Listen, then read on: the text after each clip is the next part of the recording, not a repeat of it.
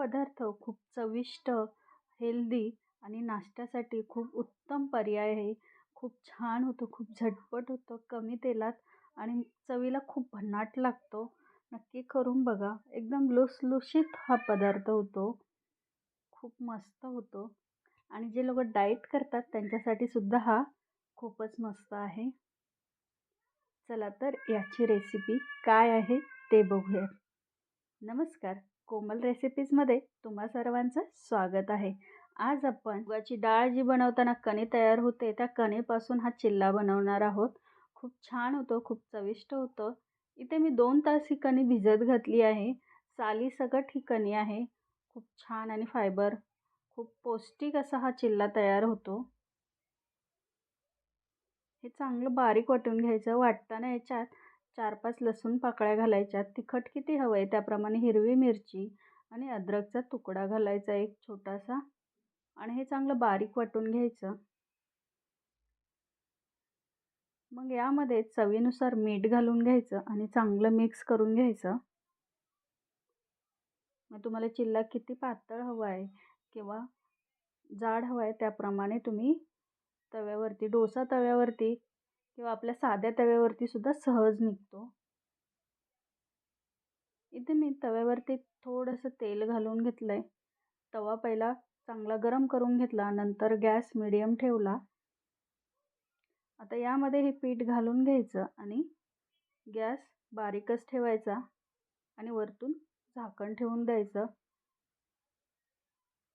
खूप छान असा हा चिल्ला तयार होतो आणि खूप चवीला तर खूपच भन्नाट असतो. दोन्ही साईडनी व्यवस्थित भाजून घ्यायचा. खूप मस्त हेल्दी असा हा नाश्ता आहे. तुम्हाला जर ही रेसिपी जर आवडली तर नक्की लाईक करा, शेअर करा. सबस्क्राईब केलं नसेल चॅनलला तर सबस्क्राईब करा.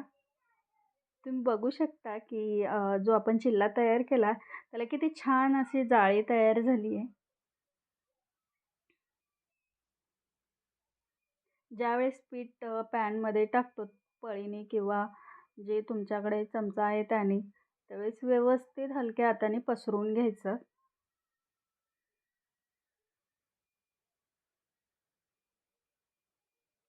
छान असे आपले मुगाची जी कणी असते त्याचे चिल्ले तयार आहेत. नक्की ट्राय करून बघा. खूप छान हेल्दी रेसिपी आहे.